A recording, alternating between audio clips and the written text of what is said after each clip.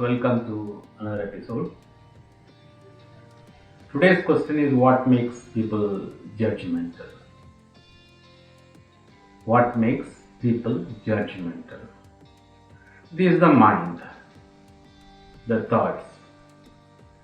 We are judgmental because of our thoughts. We have been conditioned to compare ourselves from childhood with our fellow human beings, students, other children, neighbors, and every other person in the world, in the society. We have to be better than others, our fellow human beings. We always work towards that. So we have to justify we are better than others, or why we like to respect somebody. The scales of measurement are given by the society. They measure you, how rich you are, how powerful you are, how wealthy you are. So by that, society compares you. Are you a top ranking student in your class? Are you in the top of the structure in your company? By that ranking, society compares you, gives you respect, supports you in that order. So that leads to judgment, the bringing up, the condition by the society. So in this episode we will see from two of Osho's books. First one is Osho, Matsu, the empty mirror.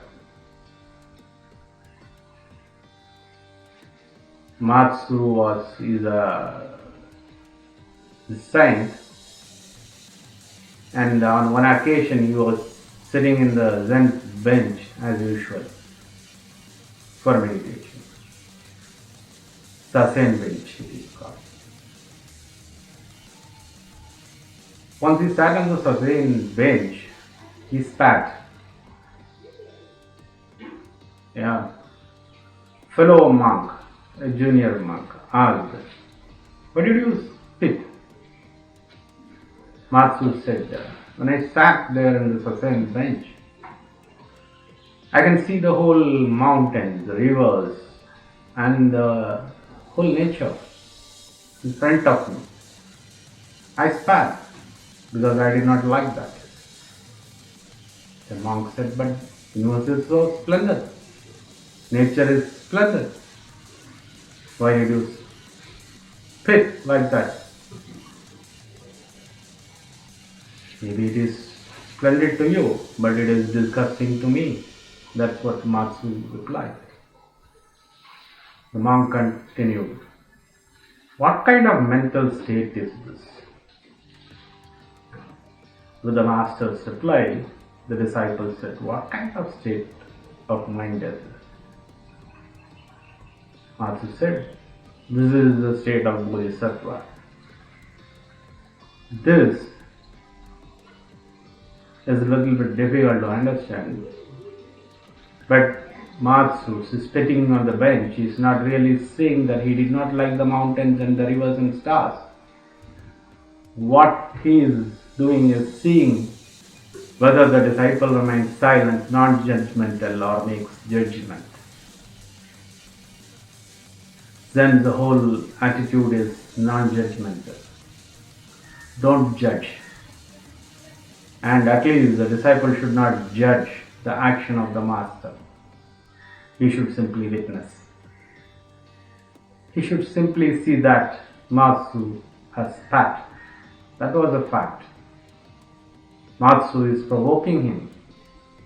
He is provoking his judgmental mind. And the monk has forgotten that the whole teaching is never judge. To never judge.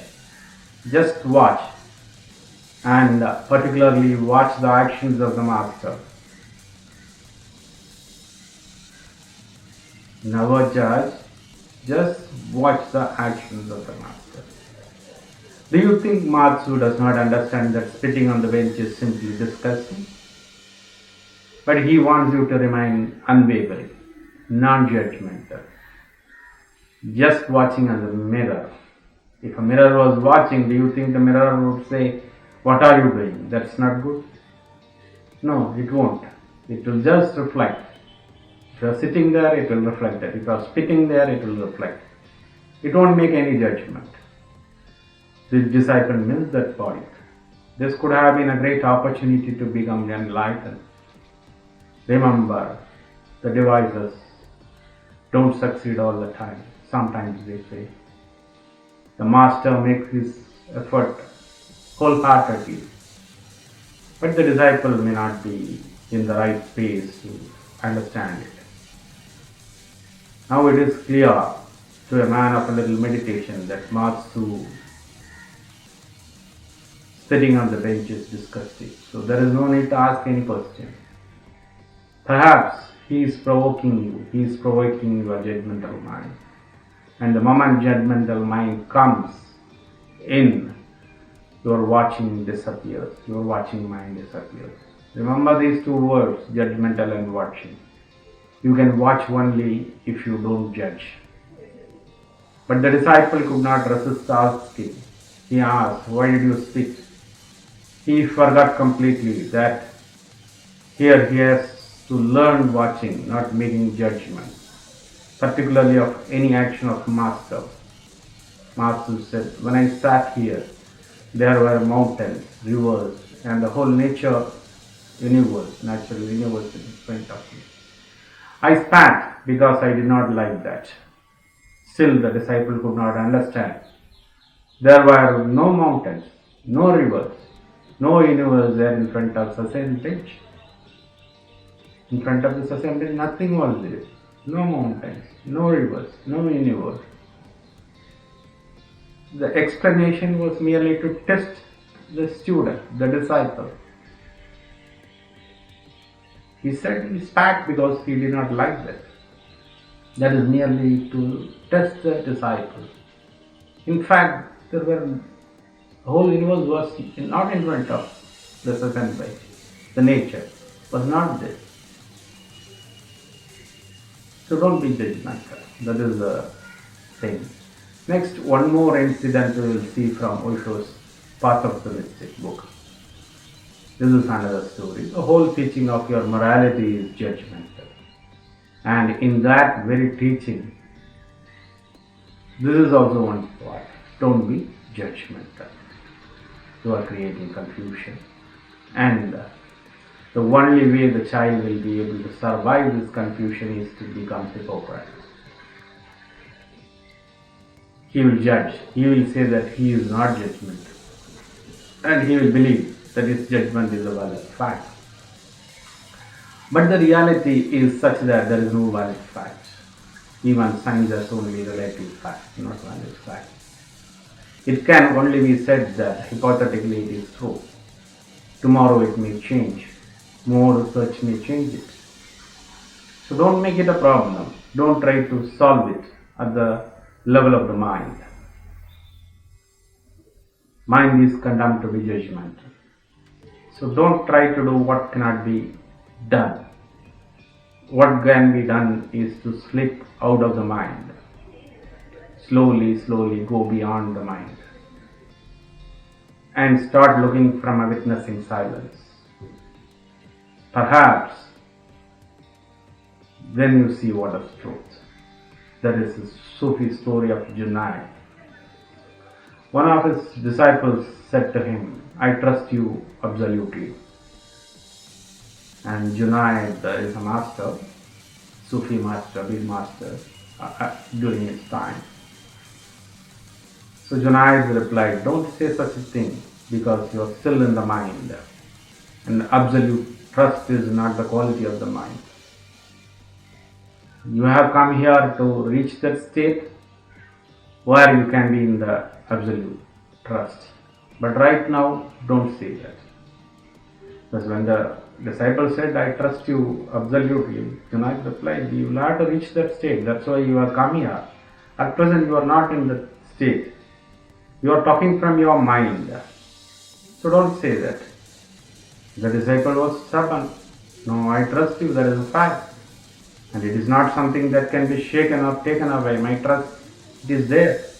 I can give my life, but I will not drop my trust.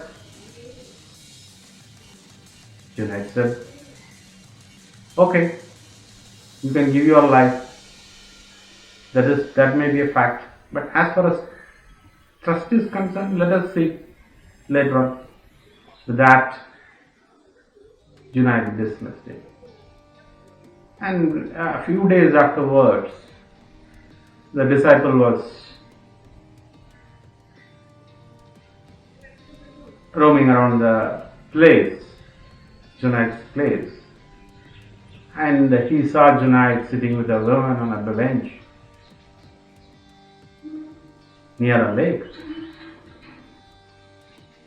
And he was in a great shock because Sufi mystics are not allowed to be with a woman. And not only that, the woman was pouring wine into a cup for Junaid. And Junaid took the cup and drank the wine. And that was too much. Because it is not allowed. Alcohol is not allowed. And Sufi saints are not supposed to touch it. This is too much. He is breaking all the codes. So the disciple went to that place near the lake. He said to Junaid, you have killed my trust. And Junaid replied, I told you before, trust by the mind is not valid. And now you say you trusted me. Yesterday you said you trust me absolutely. Now you say you don't trust me. So it is of the mind. It has no value. And you are not my master, he told the disciple.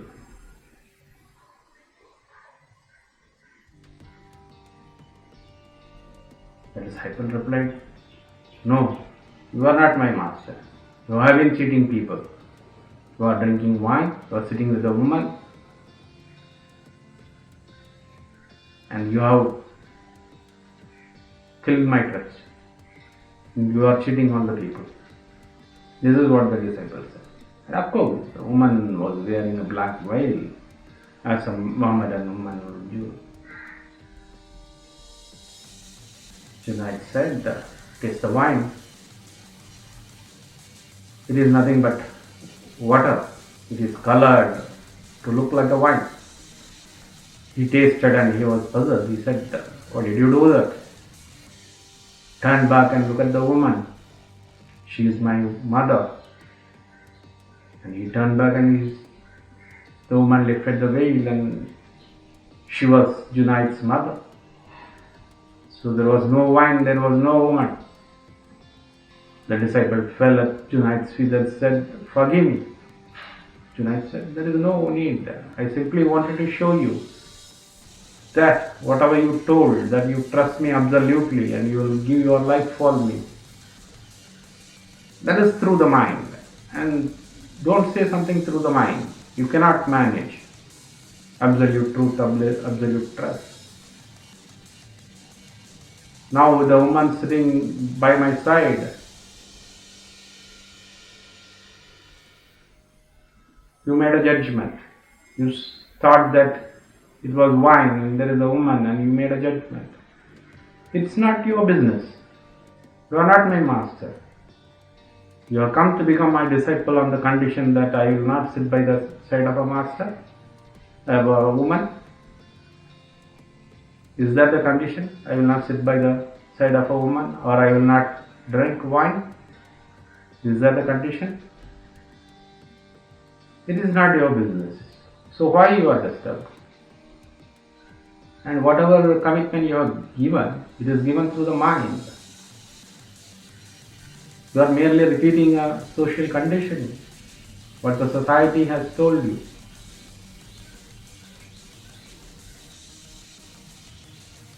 So come out of the conditioning. Come out of the word trust which you have told. through your mind. It is not a real trust.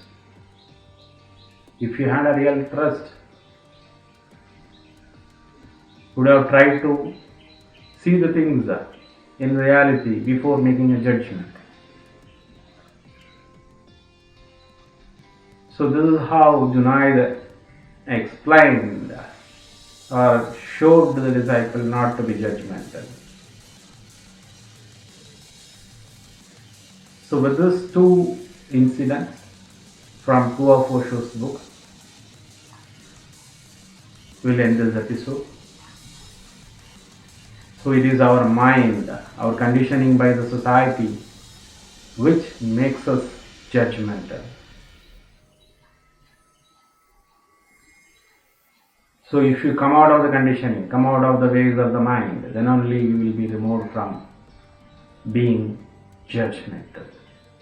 So as we said in the beginning, it is because of our thoughts which are conditioning by the society, which are the reason for our judgmental approach to things. We don't see the facts. We look things through our conditioning. So with this we will end this episode. Stay with me for another episode. Subscribe to my channel. Share this with you. Thank you.